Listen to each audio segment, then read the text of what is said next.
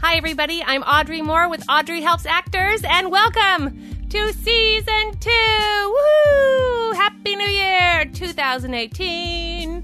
Feeling so green from all the money you're going to get. And we are back because of you. Because of you and your amazing reviews. You guys, we are at 85 reviews, and we are here. We have such a great season for you, and I just want to shout out to so many of you who took the time. I know a lot of you tried on your phones and had no success, and even went on the computer, the actual computer, and wrote a review from your computer. That's just like miraculous. So I just want to say so many thanks to Butterflatissimo, Monique C., Larvalhood, Jen Skib, Love Me, Hate Me, what? Anastasia Ledick, Guadalupe GP, Michaela S. Campbell, Meg Z, CBDNK, Zachary Feynman, ABC Stinks Now, Alex EYD, don't know how to say that, and Driver, Claw 2, TD Ops, and Kamalaya. So listen, you guys, there's so many more of you who I just want to shout out. I'll continue to shout you out. It was so great reading your reviews. As you know, I do this for you, and it's so important to me that the podcast is getting out there, that the information that nobody shares with anybody is spread out. So thank you so much for reviewing. It really does change the algorithm for iTunes, which gets this podcast out to more people via recommendations. Don't forget to do your part and continue to share it with people. I get text messages every day from people just saying that they found my podcast from somebody, and it's really helped them so much in keeping them inspired and giving them information they needed. So that is what we're here for. So really, really thank you so much. So we have such an exciting season 2 ready for you in 2018. And I am so excited about the many topics, which include episode 1 that you are about to listen to, which is pilot season. We're having Liz Ho on. She is a close personal friend of mine who has done many pilots, and she has had them go. She's had them not go. She's been recast. She's been the person who was the recasted. She has so much experience. I really wanted to ask her just for my own personal information, and I think that you're going to be really blown away because she says a lot of stuff that I'm like, what does that mean? What is next? Do you hold your sides at that point? Do you what does the room look like? So I think that it's really informative for you because it was really informative for me. We also have an actor tax episode coming together. As many of you know, there's a tax bill that was passed. It makes everyone want to panic about what they can claim, what they cannot file and claim on their taxes. We're going to clear all that up for you. I have that scheduled for the 3rd or 4th week of January, so hopefully that information gets to you by February. So don't panic. We're going to do some agents, managers. We're going to go into the New York market. We're going to talk to a publicist. We're going to talk to a red carpet stylist. We have so many interesting things to come up. As you know, I just did publicity for Godless, and it was so eye-opening. And I want you guys to have all the information that I did not have going in. So we're going to have a lot of discussion about that. And I just wanted to have a little moment with you about my intention for you in 2018.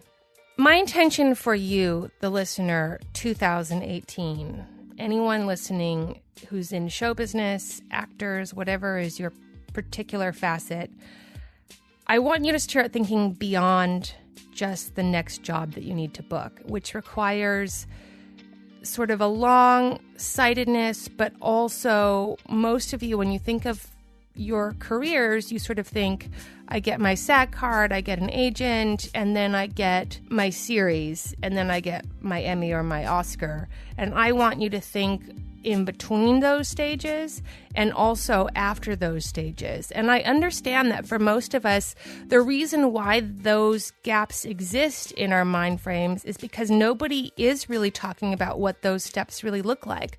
What happens between your first credit and then your series? Like, what is that gap? What happens between your first series and your 6th series? What does that gap look like?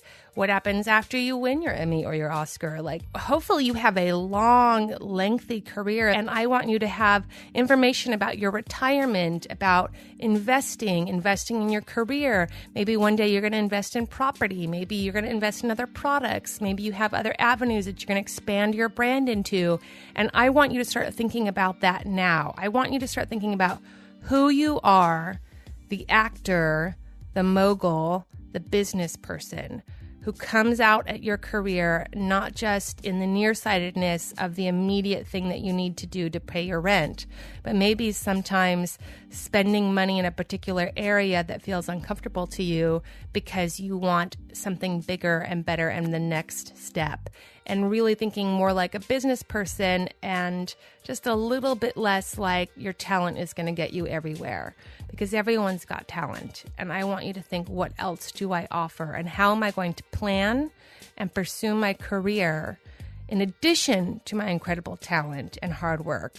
What are the gaps that I need to fill in so that I can have a full, exciting, financially rewarding, creative career? So hope that makes any sense. All right, you guys. So we're discussing pilot season, and I just want you to know that pilot season is the Olympics. And like the Olympics, it gets bloody. So it starts a little bit harsh, but does end with hope. And just know, as we're a little bleak in the first half, we do build to hopes and understanding and perspective. And my goal was not to have Liz on to sort of crush everyone's dreams of pilots, but really to have you go in with just the knowledge of what it really looks like, because that is a better place to walk into than some sort of magical fairyland idea of what you're getting into, and then it's just heartbreaking. That's been like every pilot season I've ever known. So I want you to know that the first half is a little hard, but we do get to inspiration. So keep it on. So happy 2018. Welcome to season 2, Audrey Helps Actors, and I hope you are on your way to an audition. Book it! Book those jobs! 2018! New year, new you! Book it! Audrey helps actors because they don't know anything. Hi, everybody. I'm Audrey Moore with Audrey Helps Actors, and today we have Elizabeth Ho! She's such a Elizabeth Hosey. Da-da-da-da-da-da. How many times have people said, are you a hoe? Are you a hoe bag in your whole life? Like, if you were going to count, how many times? To be honest, I think people are really scared to say that nowadays, but as a kid, yeah, enough. Too many. Yeah, but now I kind of claim it. I'll go into a room, and someone will be like, oh, howdy, and I'll be like, ho, like a, oh, yes, you know, good. and then it's like Santa or like a street hooker, and they're like, ha-ha, and then they don't know what to do. That's why she books so much, you guys. She's got the comedy ready. That's right. In her bag. Right here. So I want to just introduce you to everybody. You and I have known each other for several years now, and you've been acting professionally in this town for how long? Ages. So I'm so old now. True. I think professionally about a decade. Yeah, and you went to USC beforehand? Correct. USC was my undergrad. And you went to school for acting? Yes, I did. She sure enough did. I took that money, lit it on fire. And I was like, let's see how it burns. And did you choose USC because you wanted to be in Los Angeles? Or did you already sort of know? My mom was on Broadway as a dancer and actress. Yeah. Oh. She was actually one of the original cast members of a chorus line in London. Oh, cool. So she was there for all the Olivier's and stuff like that. So she was always, theater for us was basically summer camp. So we would do community theater, and that we got paid a little bit, and I got to hang out with friends and dance and sing and be stupid. And then I wanted to be a model. And so I was like, I'll go to LA. And I actually didn't want to go to college. I want to talk to you about where you are in your career. Those of you who don't know, Elizabeth Ho, she is a series regular on Disjointed, which is on Netflix. It is. Yay! So watch it. It is with Kathy Bates. I think it's hilarious. I binged through the whole 10 episodes, right? Yes, we have 10 out right now, and then early January, the next 10 will come out. So exciting. And this is like the latest of a slew of successes that you've had since you've been out here. And I want to just sort of paint the picture for them of where you are in your career right now. What would you say your number of auditions are now that you have a contract where, those of you who aren't familiar with it, when you have a series regular contract, you sort of have to ask permission to work other jobs. And that's part of what has been happening with SAG, sort of talking to companies like Netflix, like Amazon, is making sure that actors have the ability to work in between in their off season. And so let's talk a little bit about what your numbers are.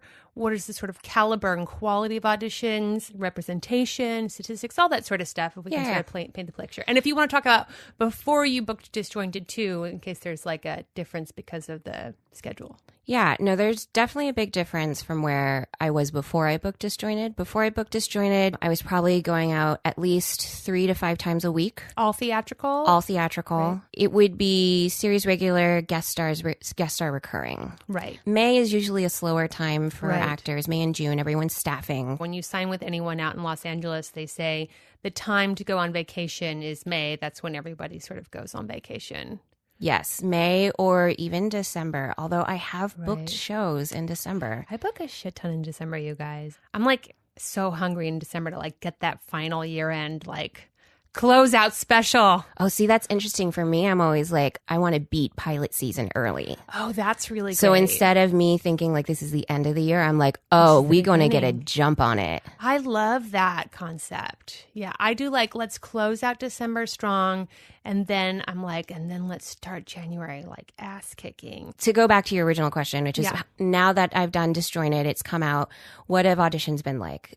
Much fewer. Okay. Like once a week. If I'm lucky, once a week. Maybe I think I've gone out 2 times theatrically. I've gone out more commercially recently for movies or big guest star recurring arcs because you don't want to waste. You only get so many opportunities to do a guest star role when you're under contract with another studio. How it was explained to me was like, instead of just doing like going in for a one-day guest star. Yes. And I book it. And then now I've used up, let's say I get like, the idea is like you get 3 to 4, if you're lucky, guest star credits. In between the shooting schedule. Is that a scheduling thing or a conflict of interest thing? I think it's both. Oh, interesting. I think it's both. So let's explain to some people what the conflict of interest is, because we do have people listening of all various levels. Which I love. I cannot tell you how many people I've told to listen to this podcast. Yes. I went back to my alma mater. Yes. So many great kids there. Love it. And adults, young adults, yes. ready, chomping at the bit. And they were like, what do? I was like, you need to listen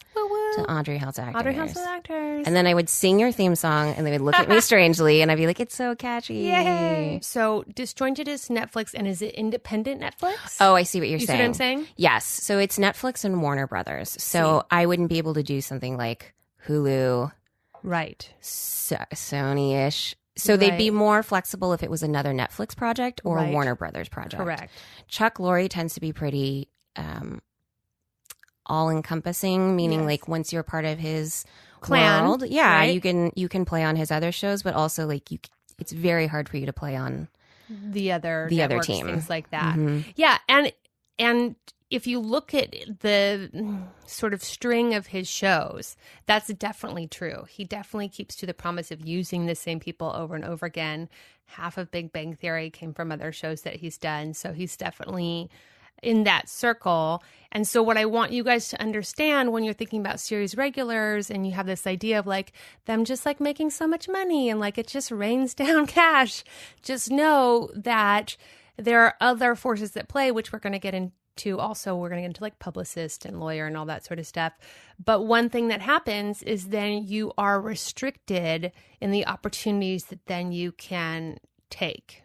Correct. My team and I have been looking more at movies. Interesting. So that has been the major thrust for us. So you can do sort of studio movies of any kind, even if it was Hulu. So where do you feel like you have just graduated from as an actress and now you're looking to graduate to? I definitely saw myself become more comfortable on camera just because of repetition. Because you were working so much. Yeah, we did 20 episodes back to back, and that was a real privilege. And how many weeks did you shoot that? Was it 20 weeks? Did you do one a week? It was 20 weeks on and off. So we'd shoot 2, take a week off. Right. Shoot 3, take a week off.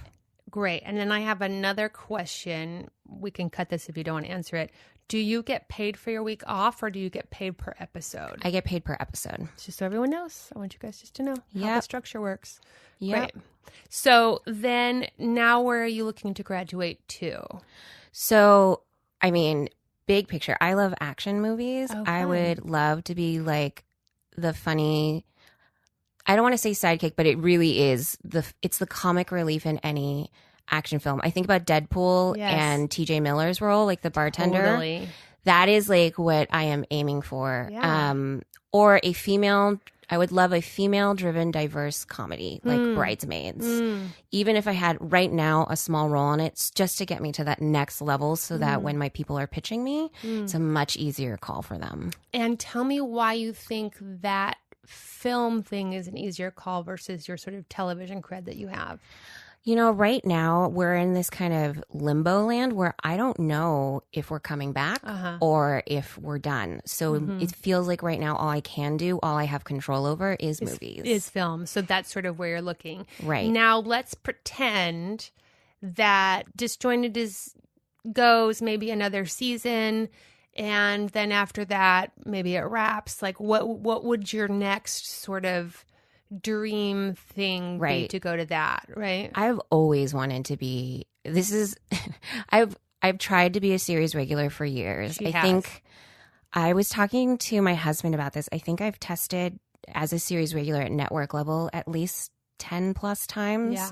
And so that has been like drilled into me. Like I want a series regular role. Yes. But then as I've gotten older and I just more savvy to the business, I want to work on a set where people are nice to each other. Yes. Yes. And there is creativity and there is a feeling of compassion and like an incredible sense of togetherness to lift a project off the ground. Yes. Which is what I found with Disjointed. Yes. I was very lucky.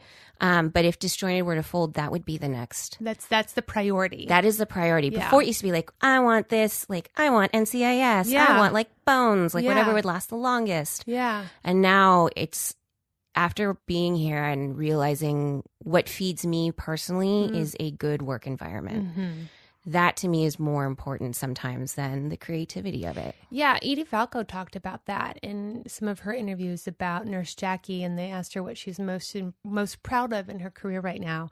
And she said it's not the show, it's not her long list of credits, it's not the money or any of that. It's that in the creation of Nurse Jackie, she actually had producer power to create the work environment that she wanted to spend her time in. And that went from all of the, below the line all the way to the top jobs, so that everyone that surrounds that set is somebody that is welcoming and kind and caring and has a good attitude. And there's not like any hot-headedness around that. And she says that is her most proud accomplishment. Yeah, I don't know about you. I've been on sets where unfortunately that isn't the case. And it makes a big difference when you have guest talent or even directors come in who don't work on the set all the time. Yes. It influences everyone. It really does. I mean, when people feel safe and they feel encouraged and they feel the ability to, it's like they don't have to compete. Or that they're like an equal collaborator. I guess that's exactly right. That everyone's joining the party. And that's, I guess, what I mean by safe is that people can be and not worry about being fired or being in a fight with somebody or pissing somebody off. It really is like the most magical experience. Yeah. So I would love to, if Disjointed were not to go on, to look for another series in that regard, whether it's joining a series that's already running, getting another series off the ground. That's I feel like pilots tend to be so tricky, but they are. Apparently I love doing them. Yes, you do love doing them. You've had so much success in your career, and for being here for the years you've been here, you've actually been remarkably successful. I mean, most people don't start to have the success that you've had until you've been here as long as you've been here. So Jesse wanted me to ask you just what you think that is about you, and when in your career do you feel like you finally qualified to really participate in the game? First off, I love that you call it the game. I think it's a game. No, and I think it was an really early podcast, you guys talked about like leveling up. Yes. That is totally how I think of it now. It's a video game, right? It's totally a video game. Such a video game. And once it's a video game, and not like an early video game where you just died all the time, you had to just start from the fucking beginning. Right. I'm talking about like one where you can come back from a save point. Yes. Yeah. I love it. What happened, so when I graduated, it was right at the beginning of the writer's strike. So what happened was I booked a pilot called Women's Murder Club straight out the gate, and then they replaced me. They retooled the pilot and they went with someone older. That was like soul crushing. Yeah. But I was like, it's okay. I mean, we're going to definitely talk about that because people don't know about this part of pilot season, which we're really going to get into the nitty gritty, you guys, of what goes down. Get excited. Yes. And if then you didn't want to slit your wrist before, you will soon. All right. Yay. Audrey House actors. You'll want to kill yourself. It's very good. So after that happened, then the writer's strike happened. And then it was like nothing. Yeah, for like 2 to 3 years. Yeah, right? easily 2 years. And I was like, what is wrong with me? I don't understand. Because there were also, like, Deadline was kind of like a fledgling thing, but it wasn't the transparency that we have now. And so I was like, I understand the writers are striking, but I don't understand what it has to do with me. Yeah, well, you didn't have anything to compare it to, which is how I was. So I just knew that I had sort of gotten a little momentum just before then, and then same thing. And then I just thought like, oh, what am I doing wrong? Yeah. And like all of my friends, we talk about it now with like perspective, that we started like panicking and started going to all these other classes and doing all these things because we were like, I have to fix whatever I fucked up because it was working before. And people were like, it's the writer's strike. And I was like, I don't care. Like, because you don't know what that means. Right. Because you're basically just... You're brand new. You're like a little tiny rat little in a baby. cage. And you're like, help, how do I get help? And they're like, the door is right there. I'm like, I don't get it. Where am I? Help me. So the writer's strike happened. And then as soon as that kind of calmed down, I booked a slew of guest stars. Yes. And then I booked this recurring role on Melissa and Joey. And I got to come back for multiple episodes. And that is when I started feeling like, oh, I'm in. I am in. Cool. And in between all those guest stars, I booked a couple other pilots that some of them didn't get picked up, some of them did. I was replaced or the role was cut out. And many different iterations of that. And then, like you talked about in another podcast, once you level up, the competition gets harder and the jobs get scarcer. Yeah, I had a girlfriend that I was talking to yesterday on the phone.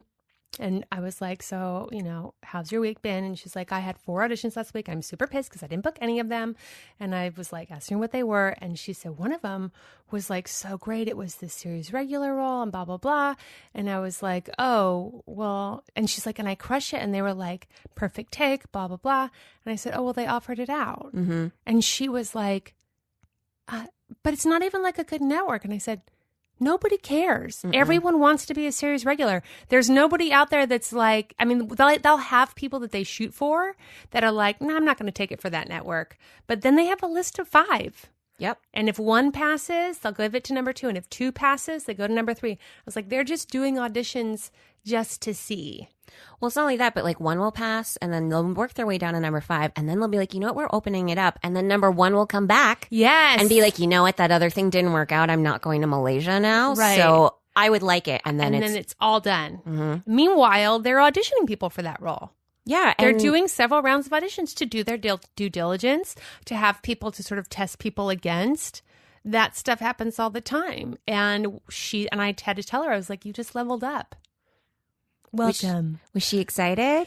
She was. It's both, right? When when that happens to you, you're both excited that you leveled up, but also devastated that Audrey's been right once again, and that even though she told you that this is what happens, that you got excited, and now she's crushing your dreams again, right? It's both. It's both. It is. I feel that it's both for me. Yeah, all the time. I'm like, I'm just so happy to be in this room. Why won't anyone cast me? Someone asked me, I wanted to ask you this, like, how often do you want to quit? I know you kind of covered this in the first 3. Yes. For me, it's like at least once a week. I'm like, and I'm done, and we're done, and I'm done, and we're out, and so goodbye. And then I come back, and I'm like, what were you thinking? It's interesting. I don't have that. What I'd say I have more now is like a Whoopi Goldberg diversification concept, like in legit way. Like I am thinking about her being full EGOT and how when she did The View and she was like, nobody was calling me, so I had to take The View. And I just sort of am thinking about that. Like I want to have my hands in lots of exciting creating endeavors. And acting is the top of that list and is my most passionate. But sort of like a musician who can sort of play multiple instruments, it feels sort of more like that to me because everything I'm passionate about goes back into the acting career in some way. Mm-hmm. But I'm sort of looking more like broadening. And I think it's because I finally now feel like I have a career. Great. And I don't feel like I have to like hold on to that as tight. You feel safe? No, I don't feel safe. It's not safe because if it was like a safe, security in your career? I think it's more a belief that this is real, I guess. It feels like, well, this might be real. Well, all right then. This is real. Like I feel like I now know how to audition. I now know my casting. I now know how to figure out my casting for the future. I now have relationships. I now have a resume. Like I feel like it's real and like that I'm in the game so that the game is there. But I still feel very clear that that doesn't guarantee employment or money. I wish I had your mindset because I waffle back and forth real fast. Yeah. I think most actors do. I think I'm more, if you can't tell by my office, I'm like a little bit more neurotic in the planning sense. I think that's sexy. Okay, cool. That's good. Most people come to my office and they're like, oh. I'm like, hey, don't worry about me. Just crazy. You can't see it, but it's very organized. It's super organized. There are color-coded files. Lots happening here. But wait, Liz. Wait. I have to interrupt you. Help me. I need some help. And now it's time for listener questions. I'm so scared. All right, this is a question that comes to me from several of you over the hiatus. This one in particular was Chelsea, but many of you wrote with the same question. And this is in regards to if you've been acting for a long time and you're out. Like you've gone on to another career. Some of you have gone on to film school. Some of you are doing other areas of the business. And now you're like, how do I get back into acting? Many of you had even maybe resumes when you left. And I just want to say, really the best thing is to get back into a class. I have several classes on audreyhelpsactors.com under recommendations. You can go into any kind of class, whether it's audition technique or on camera or scene study. If you are a person who hasn't acted for a really long time, I recommend scene study always to sort of get in first. And if you are a person who has maybe done a lot of scene study, but taken some time off, maybe an on-camera and audition class is better. But you really want to just sort of get back into the community and start getting familiar again, not just with yourself as an actor, but these people will have a handle on the business, on who's auditioning, where the auditions are, what are they. And then I also recommend just start reading Deadline. You know, you don't have to read it all that often. Just see what's happening in the world of show business. And that is really the best way. There are career coaches, but, you know, most of them are going to tell you the same thing. They're going to say, you know, you need new headshots and how do you get an agent and all that sort of stuff. And those questions, I think, are really best served in an acting class. So good luck. Get back into class. Find your community, which is really important here in Los Angeles and in this career in general. And welcome back. And now back to your regularly scheduled program. All right, I really want to talk about pilot season. Yes. So the reason she's on is because Liz has been doing pilots and is in the pilot season game for years now, and really right out the gate. And there is stuff that you know about how to get auditions for pilot season, how to book them, what happens. And so I'm going to set it up for you, and then you can sort of fill in the blanks. Okay. What I tell people about pilot season is those of you who maybe book commercials, you know that you get a callback and you're like, yay, I got a callback. And then you get to the callback and it's like you and like 40 people suddenly. You're like, what? How's this callback?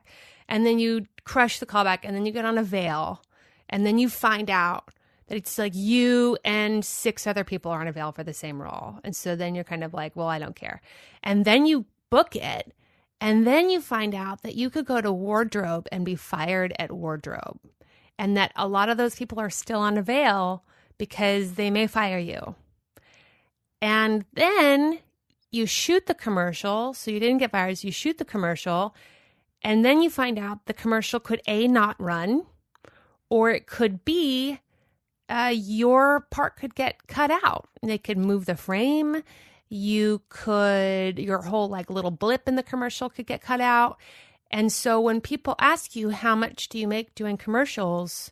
There's no answer because you could get paid for filming or you could get like millions of dollars if they renew it every year for 10 years, which there's like a erection commercial. What's the medicine called?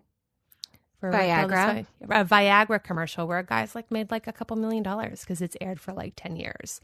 And that is what I tell people, that once you've done commercials for a while, you don't get excited anymore at any level, really, until you've made the money. And then it was just like nice that happened. And so is that your experience for pilots? Yes, except there are a couple more steps that are slightly different. Okay. What happens for me usually is, if I'm lucky, I'll get the script and the sides the night before. Now, do you ask for the script? My people know to give it to me now. My people know to give it to me too. And I want to say this to all of you out there. The reason I booked Godless, I promise you, is because I read the script beforehand. Because the sides that I was given were actually sides from another character because they didn't have the sides written for my character yet.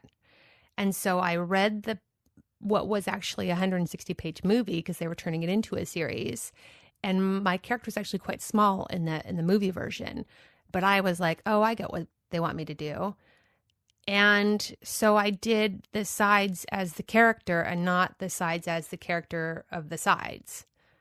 But that's because I read the script. You did your homework. I did my homework, and I can say I've booked most of my jobs, I feel like, because I have the full sort of understanding of what the story is asking for. Yeah. I mean, reflecting back on the podcast you did with Amy Linden, you guys touched on that, which is know what they're looking for. Know what the show is. Know what the purpose of your character, no matter how big or how small, relates to the story. Story, you guys. Everybody says it, but until you understand it for yourself, it's hard to understand because you're trying to be a good actor. And once you realize like nobody cares about you being a good actor, you're there to tell this story. And I just understand you guys because I didn't understand it for the longest time. And now I do. And since understanding that, I've been booking a ton. Yeah, my husband is and was an actor, more like a was. He just transitioned into writing. And what's been interesting is because he has been studying storytelling. Right, structure. For years, it's made his transition a lot easier than when I see fledgling writers really starting out. Right. Because it's an art. It is. And it's a structure. So I do my homework. I read a script. It's usually anywhere between, for a series regular, 5 to 20 pages of sides I have to learn the night before. That's right. And how often do you get more than one of those in a night? Very often. So it'll be like I'll memorize 60 pages in a night. So just so you guys know, what I did when I was taking those 2 years, what I was putting myself on self-tapes, and I said, I realized I wanted to be a series regular, so I needed to be ready to have the kind of auditions that my friends who are going out for series regulars were getting. 60 pages a night is not an exaggeration. You are getting hammered if you are so lucky with auditions, and that means reading all of those scripts, and it means memorizing all of those separate parts. In addition to the getting ready for women of the hair and the makeup and the outfit and all of that sort of stuff. And you become a contortionist in your car getting changed, you know? Yeah. Hoping not to get arrested for indecent exposure. But all those years doing dance classes when you're a kid paid off. So flexible. Right. So a lot of people, just so everyone knows, have nervous breakdowns in the middle of and at the end of pilot season because it is a lot of pressure. And even just memorizing, I want you guys to just memorize 10 pages a day and then try memorizing 60 and then try understanding that the stakes are high because if you book one of them, your life can be changed forever. And, you know, everything has different tones, right? So Yes. if you're memorizing something for Shonda Rhimes is very different from memorizing for a sitcom. That's right. Single cam versus multicam. That's right. So Shonda Rhimes, she does Grey's Grey's Anatomy. Anatomy. She does Scandal, How to Get Away with Murder. Now she has a deal on Netflix. That's right. And so that's a different genre than if you're going to do Big Bang Theory or Mom. correct. Or even it's different than doing something like NCIS, which is That's on right. CBS. That's a procedural. That's right. And a particular kind of procedural. So if you're not familiar with what we're talking about, if what we're talking about sounds like gibble garble, then you need to start studying shows, not watching them. It's fun. It is fun. I love it because I always feel like I can do work and not feel bad about it because I'm like, I don't feel like doing anything. I'll watch TV. I constantly am on like watching TV and then going on to IMDb. Oh, that's and, like, all I do. Stalking people. I'm such a stalker. I am I know. a And major then I see stalker. them in an audition. I'm like, and I act like I know them on accident. I'm like, hey. And then I'm like, oh, you don't actually know me. I just stalk you. I did that Cool. once at Aroma downtown, and I was like, Oh, "Oh my funny. god, hey, how's it going?" Blah blah. Gave her a hug. It was like, "How are your kids doing?" Blah blah blah. Realized she had no idea who I was Because you just stalked her. because I had just stalked her, That's and I'm so good. creepy. I'm like that. Once I find you on IMDb, I'm up on your Instagram. I'm up Oh, on I'm- your Facebook. I wanna see what your I wanna know political who views you- are. who you studied with. What's your headshots look like? What is your personal life Yeah, like? tell- Do you just have tell us. animals? Yes. So we Good. do the homework. I memorize. I have a mini nervous breakdown trying to figure out Great. what to wear. Yes. Then Me too. That's always my nervous breakdown moment too.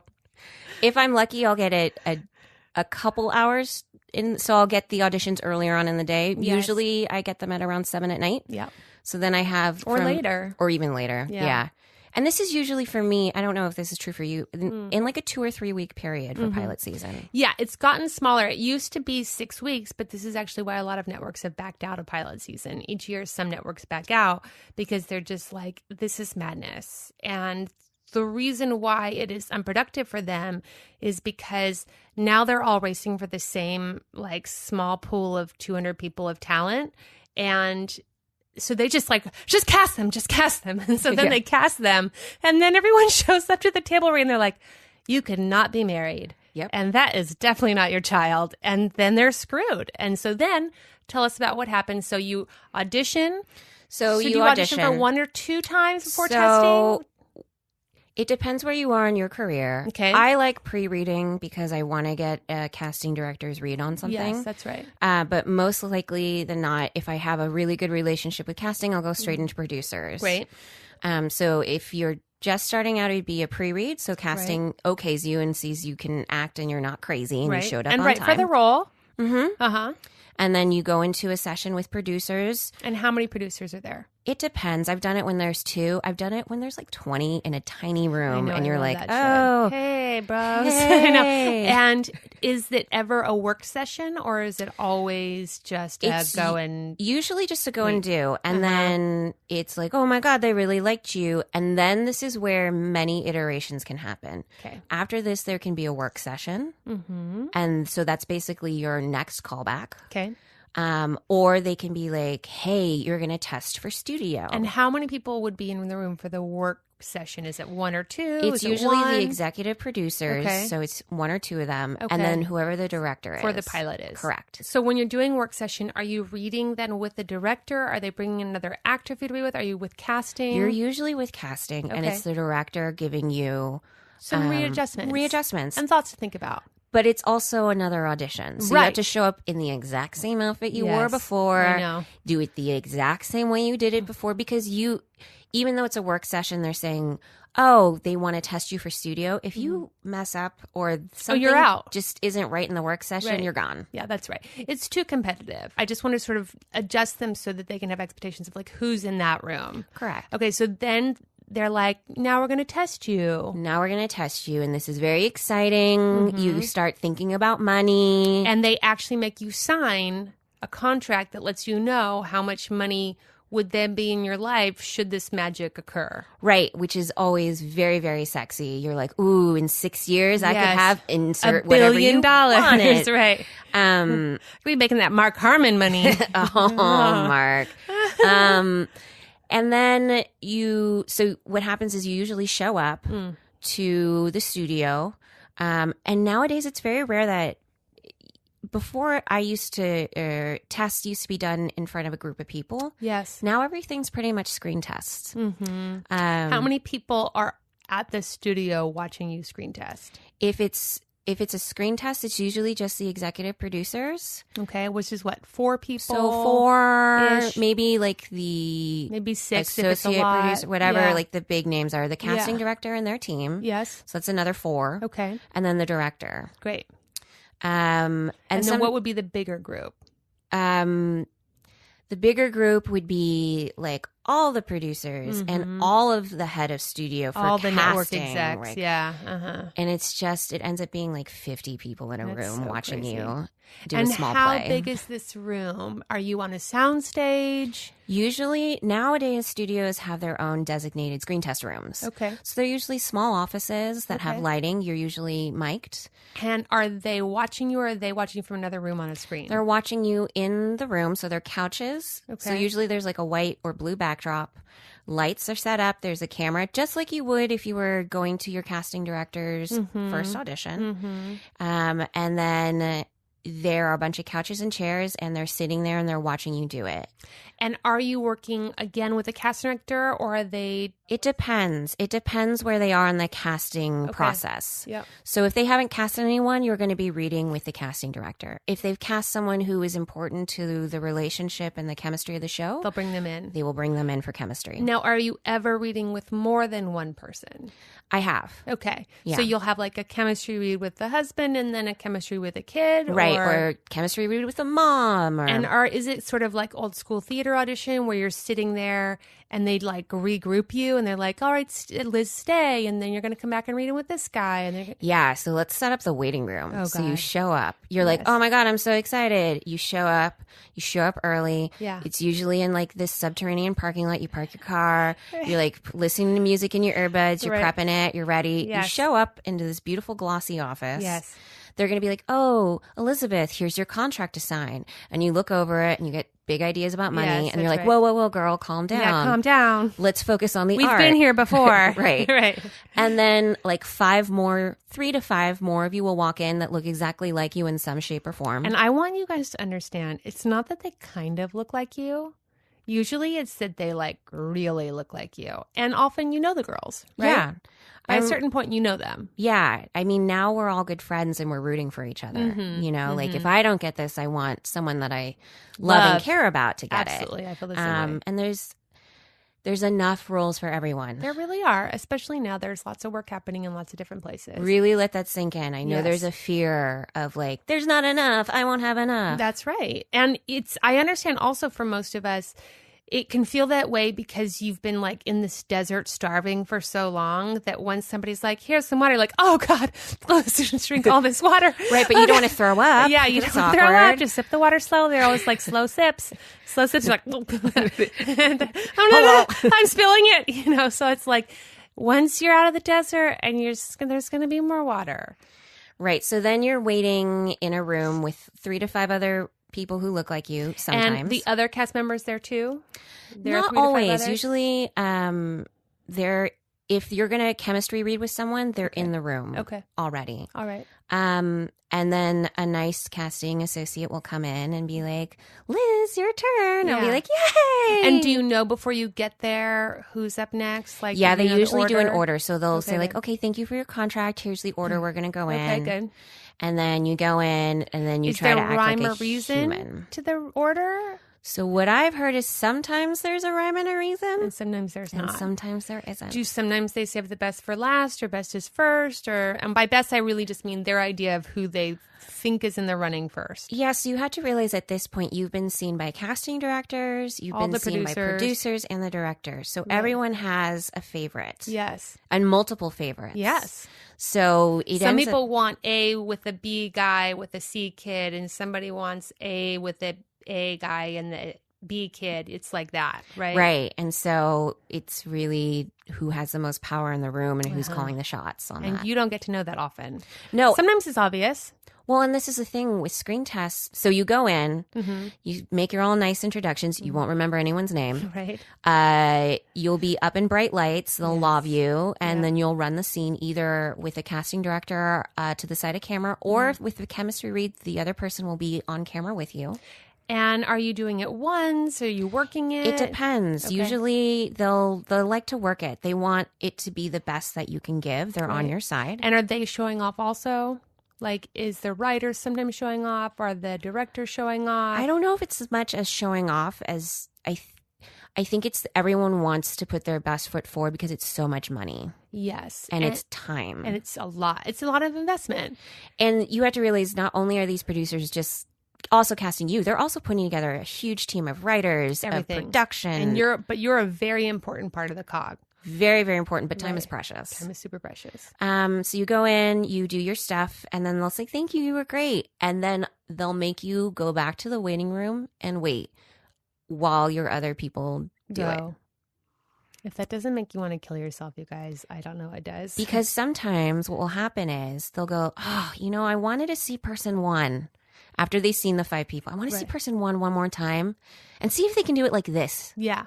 They'll get like a brilliant idea about you. Right. Right. So then they bring you back in, and then you go back in, and then you finish, and then all of you walk back awkwardly to your cars. It's so awkward. I love all the girls. And this is part of why you have to be good to each other. Oh, yeah. Because everyone's in the same boat, you guys. Everyone's in the same boat. And so we've talked about on this podcast so much. It's a marathon, not a sprint. Somebody will get one. It'll be hard for you to swallow that, but then you'll get yours. And once you're in this business long enough, you really see that so many of the people that you are like, they are just crushing it all the time. Like, I just want to have my crushing it. Like, they're just always crushing it. And then they'll have a slow couple of years, and then you'll be crushing it. And they'll be like, I used to be crushing it, and she used to be doing nothing, and now she is crushing it. And I'm just like sitting here. And that stops bugging you after a certain point, because you start realizing like it's all circles and everybody's sort of in their own up and down flow. And that has really very little to do with you. I was just going to say it's very cyclical. It is. It's very cyclical. It's hard sometimes to be like, I'm part of this cycle, but it is. But it is. And so then let's say you get cast. Now what happens? So we walk awkwardly back to our cars. Right. You wait, usually anywhere between 24 to 48 hours to hear from your people, your team, whether or not you are moving forward to network. Yes. And now with screen tests, that means you don't audition again. Okay. They just show those tapes to the powers that be. Okay. And then you wait another week and another whatever amount of days. Mm-hmm. It's usually a week. They can hold you for a week under your contract. And then you find out whether or not you got it. Here's a really stupid question just for everyone. Are you holding your sides anymore? Yes. You're holding your sides all the way up to the top. That's what I do. Okay. Interesting. I've been told by different teachers different things. I have too. But the one that works for me is I know that I can psych myself out. Yes. And having the paper there. sides there, it's usually like they've been with me through like They've been with me through thick and thin, you guys. Right. And so it's like almost like a touchstone to me. Yeah, I think that's nice. But it's also in case you really fuck up and you need to look at your like, lines. And to what degree, when you're shooting something, do you read the room or have a conversation with casting about making it your own? I think that depends on how comfortable you are as an artist. Good. Now, what if you so you're comfortable? So right? let me put that into context. Yeah. So there are certain casting offices where I feel very comfortable saying, you know what, let's try it like this. And there's certain casting offices where I do not feel as comfortable. Because a lot of what happens in a pilot is they're finding it too. Correct. And the best advice I ever got about pilots was actually this brilliant agent that I had named Joseph Lee. You guys can all look him up. And he used to say, what you're trying to do in those 2 minutes to 4 minutes, how many minutes you're in there, is you're actually trying to inspire them that they can write for you for 24 episodes, X amount of seasons.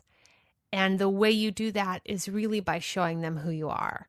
and the lines are just sort of, because they're going to rewrite them anyway and whatever. Like the lines don't really matter. And there are exceptions when they have the top comedy writers writing the best jokes. But even still, like, you have to show what you can do. It's also a litmus test in, are you a good person? Yeah. Can I work with you for years? Yes. You know, I've heard that too, where people don't make it past a certain step because they just acted crazy that day and they were like, ugh, don't want to have that on set for years. Well, because there's what you guys have to understand when you're signing up for a pilot, you have to sign a 7-year contract for a network. And then what's the contract for internet? Me, it was 6. So I want you guys to understand this. When you sign a contract for a pilot, you are signing away your 6 to 7 years if it continues to get renewed. So just think, if you're like gonna interview people to live in your apartment for the next 6 to 7 years, you're gonna take that very seriously. And they're gonna want to make sure that they're people that you enjoy, that are easy to get along with. They're cool to live with. They do the dishes. They help with the bills, all those sorts of things. They do their job and they're nice. They're lovely. Which is, I think you touched on it earlier, being authentic. You Absolutely. I mean, I'm pretty crazy. Who isn't? But, you know, underneath all of that, you have to just show that you're an authentic human being.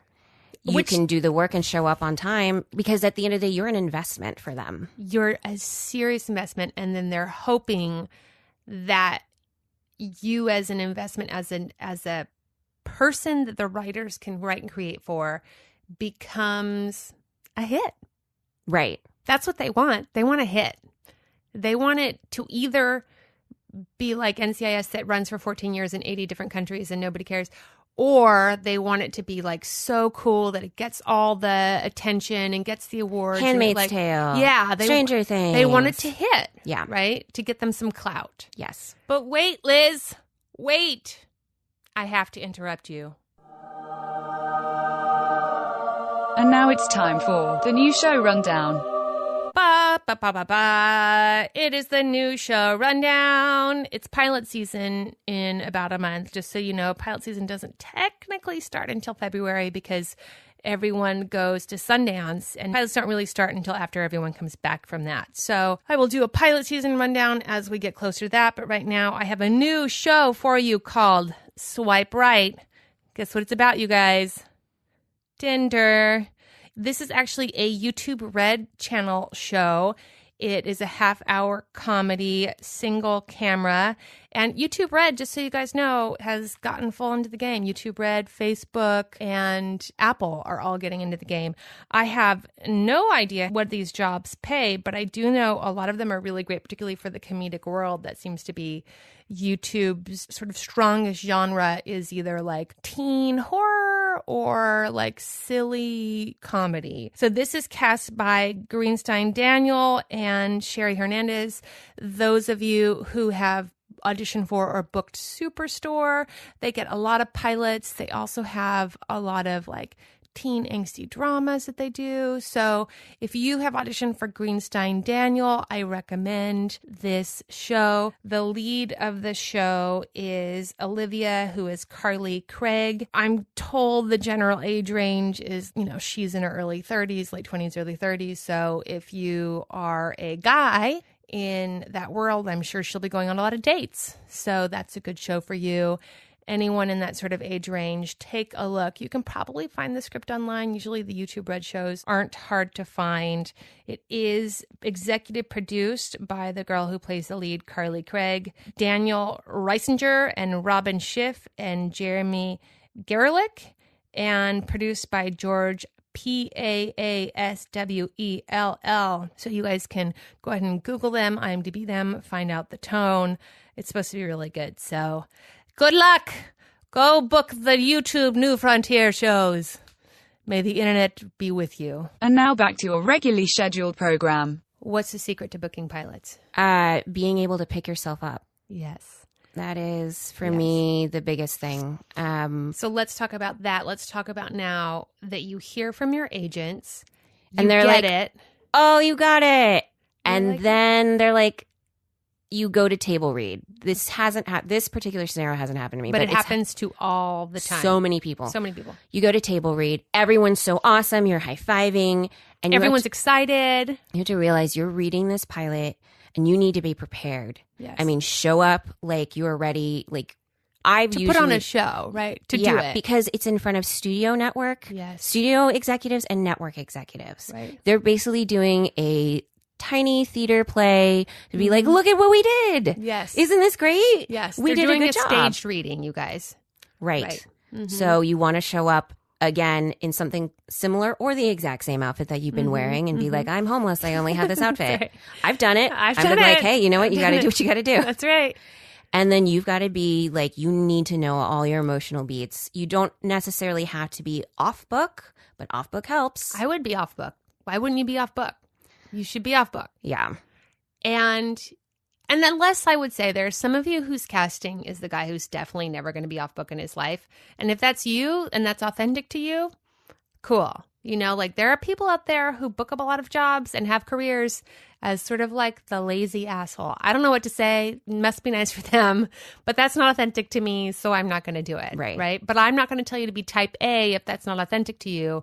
But I do want you to know what happens is people get fired after the table read. So let's say you think you do a great job. Everyone applauds you. Everyone's shaking hands. You go to your car. You're calling your agent, your manager. You're like, this is the greatest thing ever.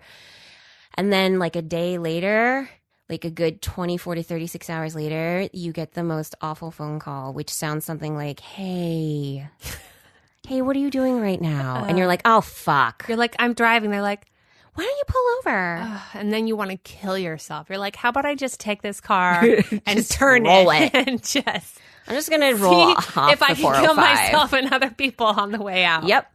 And they usually say like, it just didn't work, and they love your work. They want to work with you. And really and truly, that can very much be true. They have to cast so fast that then they cast you and somebody else has been offered and that person is maybe the bigger name, and then you show up and there's just no whatever the dynamic is that they need it to be. I have a friend who was one of the first people cast, came in, met her, the person playing the significant other. The significant other had more clout, said, I don't really like this woman who's playing my wife. Oh, God. Everyone loved her. Yeah. But because he had more clout, he had more power, more pull, she was fired.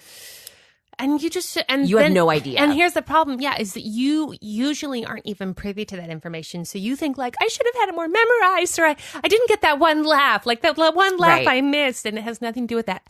And I also want to button this, you guys, for some of you in a particular casting. For those of you who are getting your hair and makeup done and stuff like that before you test, before your callbacks and all that, because you want to be sort of product ready, you need to do that again for the table read. Yep. You want it, it's the same package. You're like, I sell Pepsi. Remember this Pepsi? Here's this Pepsi. Same Pepsi. I've done that. Yep. That's what you got to do. Big jobs, I've hired hair and makeup. And then for the screen test and did the same thing for a table read. You have to. You have to. I mean, I found out that you bitches were doing that. And I was like, fuck. And I was like, these bitches. Somebody raises the fucking bar and then we all have to pull our game up. It is a business. It's a business. It's an interview. It is definitely an interview, but it's also like, this is my brand. And you it's your want face. This brand. But you're selling you're going to be on camera. So you have to be camera ready. The best camera ready that you can be. Right. Because obviously you're not going to pay like $1,000 unless you have that kind of money. Yeah. But it's like if you are trying to convince the network that you are worth, SAG minimum on a network show is $20,000 an episode. So if you're trying to say to somebody, I'm worth $20,000 an episode times 24 episodes times the next 6 to 7 years, then go get your makeup done. Yep. Go get your fucking hair and makeup done, you guys. Yep. I'm marked hard. explicit, you guys. Explicit. So you get the phone call. Let's say you don't get the phone call. Let's say you're cast. Okay, I'm cast. How exciting. You're cast and you're definitely going to be shooting. Woo! Okay, so then you shoot the pilot. Okay. And then what happens? And then everyone's really excited and you all hug each other and then it goes into editing and then maybe you have like a cast screening. Like a little... And then what phone call do you get? And then you wait. If this is traditional pilot season, you wait until around April. Like a month or two. Yeah, right? so usually you'll finish... You'll finish around March-ish. Right. Post-production will happen in April, and then it's upfronts in May. And you want to get the phone call that you're going to New York. Because if you're not going to New York, what phone call do you get? You get the phone call that you didn't get picked up. And so what does that phone call sound like? It sounds like, hey, What are you doing right now? what are you doing right now? And you're like, God damn it. And then I'm fucking driving again. you take your car and you kill yourself and everyone else on the 405. Great. And so that happens all the time. Yes. So you have to understand networks will greenlight something like 30. Now it's a lot Less. It's a lot less. So like, let's say 20 pilots. Okay, and right. of the 20, they'll maybe pick 5, 6. So maybe you're one of the 5 or 6. There's 2 scenarios. A, your pilot doesn't get picked up. Right. That's scenario number 1, and that is most likely going to happen. Correct. If you look at pure numbers. If you look at pure numbers, 5 shows are going to get the go-ahead to show, 15 are not. Okay? So 1 out of 3. 1 out of every 3 is going to go. Right. Chances are you're not going to go. But your show may go, Oh, how exciting. and it may go without you. Oh, no. In which case, you get the phone call that sounds like, Hey, Liz, what are you doing right now? Oh, fuck. Again? and then you kill yourself again. That's what Obviously. happens. I mean, So it's Groundhog's Day. that occurs very often, but you also might get the phone call that this is like you tested a long time ago, you did really well, but they cast somebody else. And then you get a phone call in May. And what does this phone call sound like? Hey, so you'll never guess this, but What they're happened? retooling insert name of whatever show you Yes. had your heart set on. It got crushed. Right. You mourned it. Yes. You're angry about it still. Yes, yes. And they're like, they decided they need to retool it and they want to rehold auditions again and see you again. And so you have to re-audition. Yep. You guys, you have to re-audition. It sucks a donkey That doesn't make dick. you want to kill yourself. I don't know. It does. So if you don't get the point that they're really, really trying to like make things happen, and then let's say your pilot gets on the air. How exciting. So exciting. Yay. Tell And your they- parents. And they give you like a 13 episode guarantee. Okay. So that means you're going to get paid for 13 episodes. But Liz, does that mean that you're going to shoot and air all 13 episodes? No. No.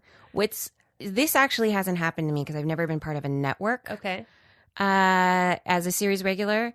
I mean, meaning I haven't been part of a show that's been picked up and guaranteed. Yes. Okay. Someone was telling me how every time they would go into work after the episode aired, that they would look at ratings. They would like all huddle together and look at ratings and be Yes. like, are we coming back? Are we going to get another episode? Are we going to get one more episode? Or is today the last day of work? And you don't know.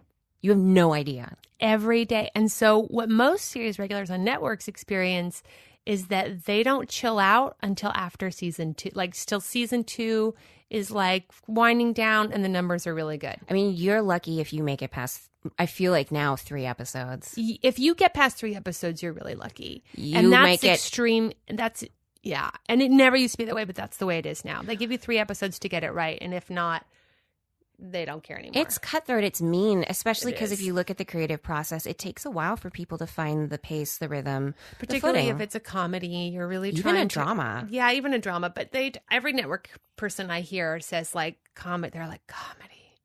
It's just a lightning in a bottle, and nobody knows, and everyone's just like, we put these people together, writers stuff. Nah. They're like, we put a bunch of exposition and then we shook it around. Yeah. We're like, who They're like, knows? la la la. Hope they laugh. And they don't know. They have no idea what's going to happen. Which is why new media like Hulu, Amazon, Netflix Yes. is it's an amazing medium because it allows shows to take the time to breathe. Yes, to be created. Yes. Yeah, I mean, between me shooting and Godless airing will have been over a year, Wow. which is really great. yeah. I mean, me shooting, I think it'll be a year because I think they stopped shooting in December and it airs November 22nd. So that's 11 months for them to do the editing process, which is really great. That is a really great turnaround, especially because it's a movie. Yeah. Technically, it's a really long-ass long movie. It's such a long movie, guys. So that's so helpful to me. I just wanted to thank you for all of that. There's stuff that I didn't know. And what advice do you have for people who here's what I hate, you guys. I'm going to stop and just say this. Here's what like is like an Audrey like pet peeve is when people post this shit online. Oh my God. And all these classes like, get ready for pilot season. You want to do the pilot season workout? Are you ready for pilot season? Let's get ready for pilot season. If you have time to be working on pilot season, you're not in pilot season. Pilot season is like it's like a crushing force, and not everyone gets to be a part of it. Most people don't get to be a part of it.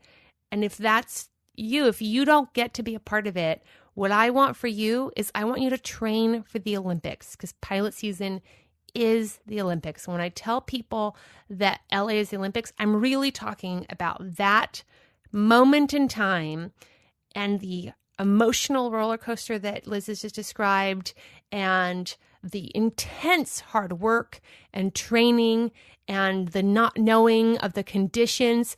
Just like any Olympic athlete, you're as prepared as you know how to be. And then a lot of it is up to a lot of different random things. So many random things. So many random things.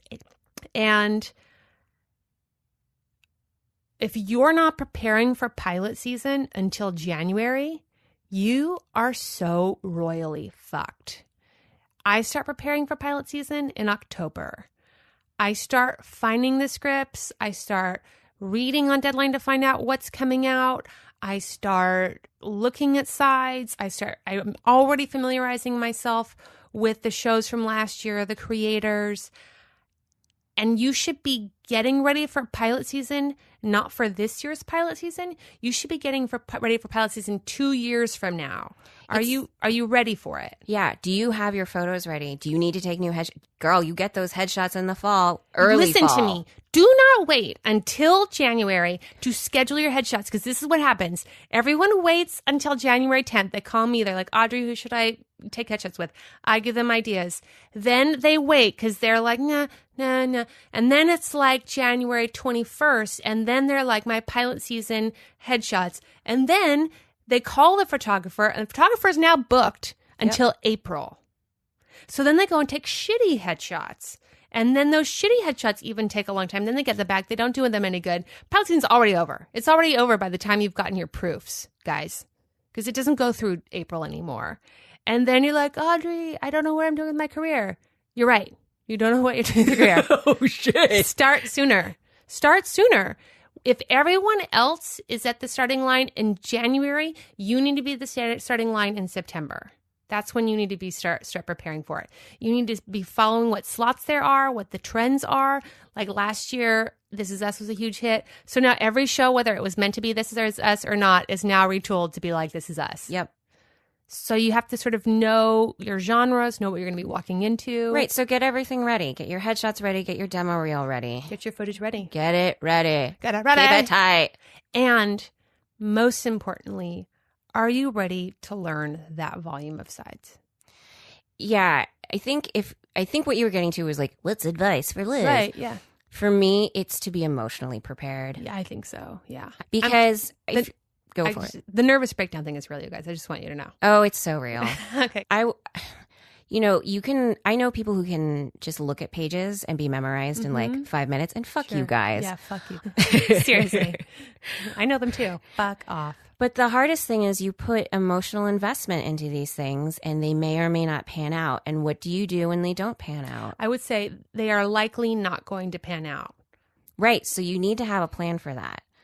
And completely not about your talent, not about your rightness for the part, not about any of that. And to me, the hardest part is that you fall in love with these parts. Yes. That's really the hardest part for me, is that you fall in love. And you guys know when you like are doing a play, or those of you who are like in college or getting out of college, and you get like a part that seems like, God, this was really written for me. And it's kind of about where you are in your life right now. And it's like personal to you. And you're like, I understand this dynamic.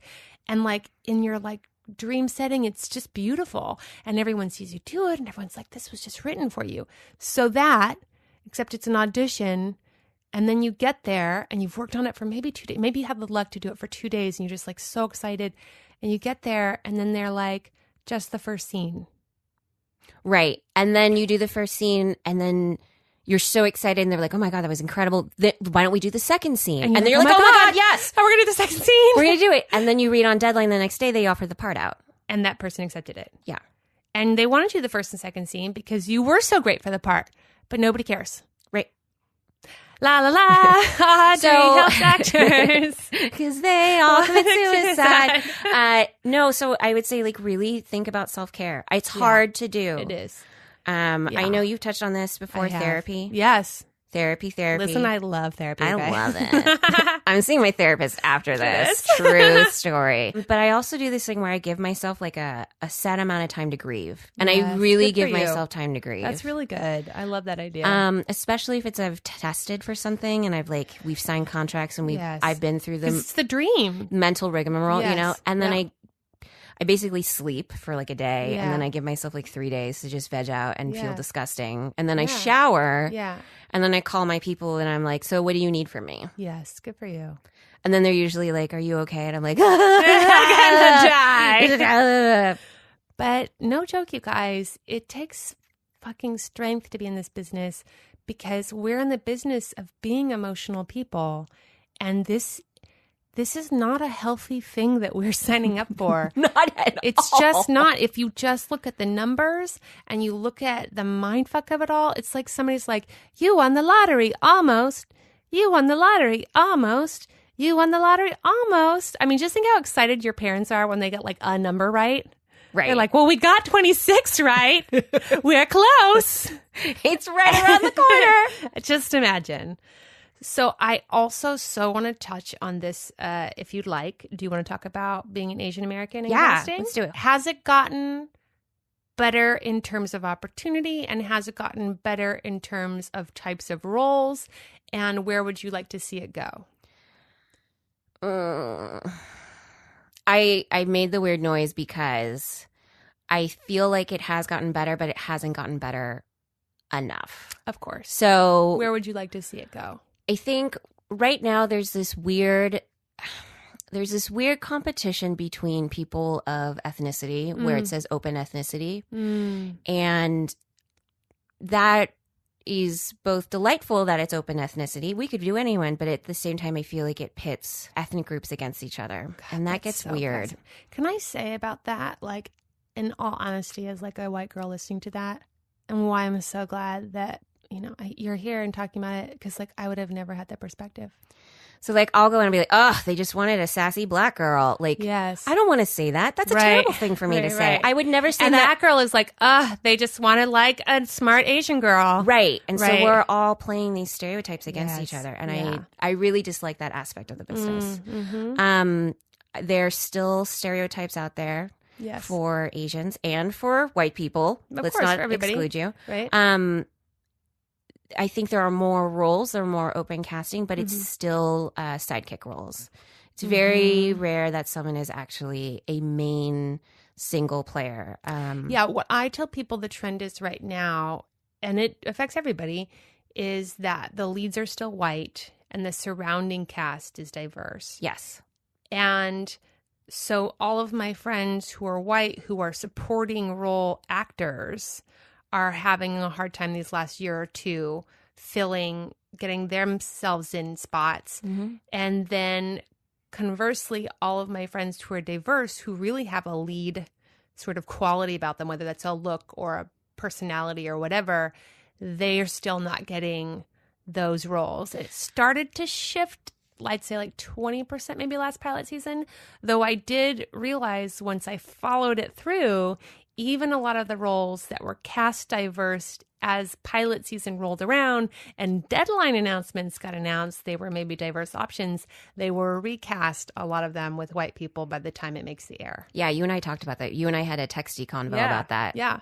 Because you would raise that to me and I was like, I had no idea, you sneaky monkeys. Yeah, sneaky bastards, right? They're like, no, we're so open-minded. Except not. Look, we're diverse. Come here, white people.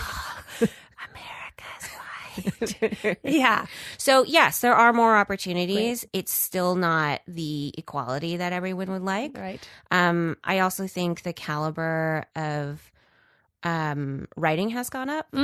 in all aspects around, in both drama and sitcom. Great. And that's exciting. Mm-hmm. There's also this thing in the Asian American community where we are also competing with mainland like China, Korea, and Japan. Oh, so interesting. And so I was talking to a friend about this I'm Chinese American, third or fourth generation, fourth or fifth. It really depends on whose grandpa or grandpa you're looking at. Okay. But the long and the short of it is I'm American. Right. But in America, I'm not seen as an equal. I mean, I live in LA, California, so it's very different. I'm very lucky. But even then I'm still seen as something exotic and different. Yes. A person of color, that's different. Uh-huh. If I go to China, like I'm visiting friends in Hong Kong, I don't speak Chinese fluently. I don't belong there either. So as Asian American actors, you don't belong either in the American market or the Asian market. Interesting. Especially if you don't speak the language. And then we have Chinese and Korean and Japanese and all these amazing and stars the truth coming is, over. to America, we're like, you're Asian. Yep.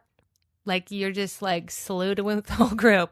I want to just talk a little bit, just so we have time. Any questions that you have for me? Yes. Okay. Okay. It worked out. So I self-tape in front of a blue wall with studio lighting, a nice mic, and a good camera. Yep. But I've also seen people get creative, meaning like all of a sudden they'll actually shoot it how they think it should be maybe shot, or with like multiple props, or like in crazy angles. Thoughts? What's tricky about that question is most people who would do the creative route don't know fuck all of what they're doing. And so you just look like an amateur. And so you're like, it says I'm at a table with some coffee and I'm smoking a cigarette. But like, you actually don't know how to act with all of that yet. So like, the lighting is terrible. You like can't quite act with a cigarette and some coffee. And it looks like you're struggling, and then you're frustrated, and your friend's taping you, and they actually have to leave in 30 minutes because like they have to go to work. And you're like, well, I'll just like send this. Don't do that. So if that's the level you're at, then like blue wall it all day and all night. My main feeling is that if you're right for the part, you're right for the part. And I feel like people really book jobs when they're taping in a hotel room. And it's some combination of you're already busy, you're already working, you're doing the work you can do, you haven't had time to like obsess and get weird about the audition, and it's in a hotel room, so it looks like you're working. And like, she just can't, she's on set for blah, blah, blah, she's working. But I will say that for you in particular, to whatever degree it can bring the person hiring you into the story a little bit more, the better. And I have booked off of self-tapes where I wardrobe myself and set it in a background that looked like what I knew the scene was. So if it was like a Western, then you put it in front of like Western-y looking curtains. You know, if it's an office, it's not so important that it be in an office, but that the artwork behind it or the whatever around it hints towards that, so that they're already sort of imagining your world. But that does get tricky because your office world may not be their office world. So in that instance, more neutral is better. I'm such a fan of props in taped auditions if you know how to work with them, which you do. Anything that helps them tell the story. I will often put like, if I'm supposed to be at like a counter, I'll prop a bunch of things up so that so I can like lean on it. And then I'll have something that I can like flip through and mark and all that sort of stuff, just because it helps them already believe the world. And when you don't get to be in the room, I do feel that you lose out on the casting director being like, rooting for you. I worked with her, and isn't she great? But then what you have is the advantage of getting the right take and also creating the environment wherein it seems to be of the essence of what you're shooting. So what I'm hearing is, when in doubt, blue wall. Blue wall for sure. But if you feel capable with props and or a creative setting that can hint at what it might be, go for it. And what I would say even more to that, not if you think you're capable, because you may not qualify to judge whether or not you're capable. That's very true. If you think that your acting teacher thinks that you're capable, then you're capable. But if you have to say, would my acting teacher think that I was capable to do this? Probably not. If there is a pause and you're like, blue wall it is. Sounds good. Sounds good. And I do, for those of you listening, I do have a self-tape kit that is available for you to order for yourself. It's very reasonable. I'm not selling it, but it's all the links on audreyhelpsactors.com. The tab recommendations, you can go down to the self-tape section, and then there's a whole link list for you guys to buy all the self-tape kit that you need. God, I wish you were around when I was putting together my self-tape kit. Too, I know. Luckily, I had Jesse, so it was super easy. I mean, to be fair, I had my husband, and he's a geek gadget lover. So easy. Any other questions for me? No, that was the one that popped up. And do you feel like I answered that for you? Yeah, very much so. Yeah, I would encourage you to do it, for sure. 5 questions. What's the hardest thing about this business for you? Rejection. Yeah. 100%. Yeah, rejection. Have you gotten better at knowing that it's not about you? Yes, it just depends. I think what happens is it depends how full my life is outside of acting. So if my life is only about acting, and I'm waiting around for like, when are they gonna call me? Then that is a recipe for disaster. But if my life is full of other things that I'm excited about, then. So, for instance, why I bring this up is Audrey and I have talked about crafting, that she and I both fucking love to craft. We craft a lot, you guys. You get us in a Michael's, we go crazy. And so I've picked up, a bunch of different not weird, but like I make cards, I do planner layouts. I've now gotten into embroidery because I can take it to auditions. Yes. It calms me down. Me and knitting. I can't do knitting. Apparently, like I literally was trying to do it, and then my sister looked away, like literally for a couple stitches, and she was like, "What happened?" I was like, "I don't know. It just exploded." That's hilarious. But when my life is full of other creative endeavors, and I find that crafting is very important to me because they're actually things I can touch. Yes. Versus auditions, I feel like are very ephemeral. You can't go like, oh, I had a great audition. Let me show you. Yeah, right. For some reason, having this artistic small thing that I can share or just look at in my own hands is very important to me. Yeah, I want to say for me, that's what I was talking about diversifying. That to me is that sort of is what I'm doing. Yeah. In that way. Keeps me busy, you guys. Keeps it's me important. from being super depressed. What's the best thing about the business for you? Meeting people like you. Ah, it really is. When you meet like-minded storytellers and creatives who are passionate about this business, and you can talk shop, and it's really fun. Also, we're all like super charming, hilarious, and good looking. So good that helps. looking. Watch out. So beautiful. Ow, my eyes, they burn. Don't do it. Why acting? I think it comes from a need for attention from my family. We can go way deep into this, but that's what it originally started out as. Most of us. That's been clear as we've interviewed everyone. My mom's approval. Exactly. When I was little, the story goes like I was 2 or 3. I'd put on one-woman shows on the stairs at night before I went to bed. Of course you put on one-woman shows. Which is hilarious because I hate one-woman shows now. That's so funny. I cannot. They've changed. They've really changed. They've really, really changed. Like, let's be, I God bless anyone who can do it. That is a talent that is incredible. You don't have to defend it now that you've said you hate it. It's all right. It's true. I hate one-person shows. I just can't. When they turn from side to side and they have dialogue with each other, I can't. Do it, she says. I literally laugh out loud, and I'm like, you shouldn't invite me to these things. Don't go. So what do you wish someone had taught you or managed to get you to understand when you were just a wee babe entering this business? You're going to be in it for the long haul. I remember, and I don't know if you share this sentiment, but getting out of college and be like, 1 to 3 years and then I've got it, Yeah. I tell people on Facebook, I used to say like, somebody posted like, I thought I'd have 5 kids by now. Oh well. And I'm like, well, I thought I'd have 5 Oscars. Here we are. Here we are. I'm still driving the same car. Exactly. I'm still here. I love your car. I do too. I'm going to drive it to the ground. Listen, do it. What is your biggest struggle right now, personally and professionally? That is a tricky one. But I would say right now it's dealing with social anxiety. Uh-huh. I've had to place myself in situations which I know are for work that make me uncomfortable. And I've had to learn how to take care of myself in those situations, meaning I have a heart out. I always have a plan to get home. And for some reason that makes me feel better. I like to have a person I know already there. And if I don't, it really is researching and then treating it like a job. Job interview, yeah. But that has definitely been something I don't want to say struggle, but yeah, struggle. Yeah. It's been a struggle. Have you been doing like CBT, or what have you been doing particularly to combat that? Like, do you have systems in place? I have systems in place.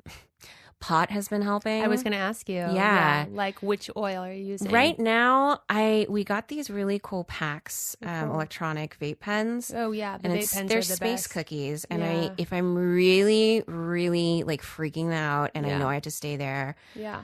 I can do that. And I know I don't get spacey. I know I don't get paranoid. You just get a little calmer.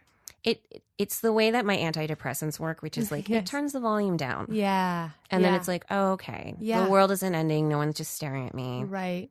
Which is so prevalent in the acting community. And people don't talk about it, but it's actually, I find, and this was a surprise to me, that most actors are like you. And very few are like me. And the stereotype is that they're all like me. That they're all like, hey, who wants to talk? Ready to party. Let's Well, that's chill why out. I love my husband, Ira. He's very much the extrovert. So if I'm with him, He does all the work. oh my God, yes. Yeah, and I that's can me do and like Jesse. fun quips in and then like that's how Jesse retreat. is. I always say, like, I'm always so mad at him because, like, I'll work a room for like an hour and then he'll have like one singer and they're like, Jesse's the funniest guy we've ever met. God and damn I'm like, it! I warmed him up for you. I've been here for an hour. Exactly.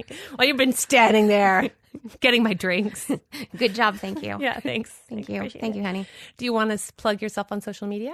Sure. You can find me on Instagram and Twitter at Real Elizabeth Ho. Great. And mildly interesting. Oh, I have two. Oh, I I'm came so prepared. excited. Woo! Dry shampoo.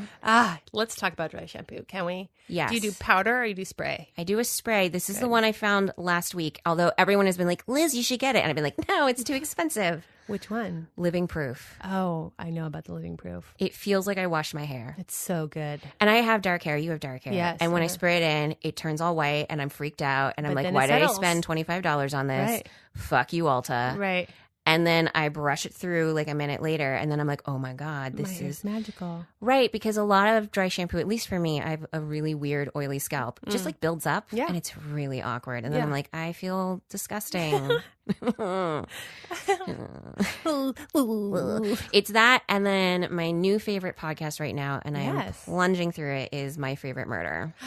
I don't know about this one. I'm so excited that you told me. It's two ladies is who, it? one is the head writer. She was the head writer for Ellen show and Rosie O'Donnell. The other one is a stand-up, and she has done work on Food Network channel. Oh, cool. Where she wears these adorable 50s dresses with her partner, and they talk about cute. cocktails and delicious things. They, like you and I, might be obsessed with murder. Yes. And they were like, oh my God, you're obsessed with murder? I'm obsessed with murder. I also am obsessed with murder. But I'd never say this out loud because I sound crazy. Right. And so it sounds like you're gabbing with your best friend about murder. I love that. It's delightful. I love gabbing about murder. How about you? What's your mildly interesting thing to share? Goodness. I think my mildly interesting adult coloring books, you guys. Yeah. Adult coloring books in the creative sense. I do it while I'm waiting for auditions. Super relaxing. I love coloring. I've always loved it. When I hang out with my friends' kids, I'm coloring. That's what I do. I'm like, hey, you want to color? And they're always like, yeah. And I'm like, good, me too. Anything else you want to end with? Audrey helps actors because they don't know anything. Woo! Thank you so much, Liz, for coming. I so appreciate it. I told you I'd have you on. Namaste. Hashtag blessed. Hashtag blessed. Hashtag grateful. Next week on Audrey Helps Actors, we have Kara with an H, Donovan on to talk about getting representation and leveling up in the representation department. Kara is an actress I've known for a really long time, and what happened to her is what happens to a lot of people. It's happened to me in the middle of shooting Godless, that your agency just folds. And suddenly you're left without representation. I was very fortunate to be in the middle of a series because I had that to go to then meetings with. And we just talk about getting a new agent and getting better representation and what is hard about that right now. And I know so many of you are just like, dear God, how do I get an agent? And so many of you are like, dear God, how do I get an agent who sends me out? And then some of you are like, dear God, how do I get with an agency who packages me into great stuff? So we're going to talk about all that. And I just want you to know, now is not the time to be getting an agent, but I want you to have this episode so you can start thinking and planning now in January, because February, March is pilot season, April they shoot, and May is agent season. So May and October are the 2 times of the year where they start looking for reps. So if you don't have reps right now, you need to get your stuff in gear, listen to this episode that I have coming out, and even if you think you love your reps, maybe you're going to get dropped after pilot season. Who knows? Anybody knows. So start thinking now about the reps and how to get them. And then after that, we're going to have on a rep to talk about what their expectations are. So it should be a good succession. Super special shout out and thanks to Elizabeth Ho. Girl, you are a trooper. I will tell you what. After talking with you about this pilot season adventures, I am so much more informed and feel so much more prepared than I could have been if I had just walked through it again alone. And so your generosity is going to really inform so many other actors, and I so appreciate it from the bottom of my heart. And one last thing, speaking of pilot season, you guys, I am hiring people to help me learn lines for pilot season. If you are interested in working with me to do that, go ahead and email me at audreyhelpsactors@gmail.com. Once again, that's audreyhelpsactors@gmail.com.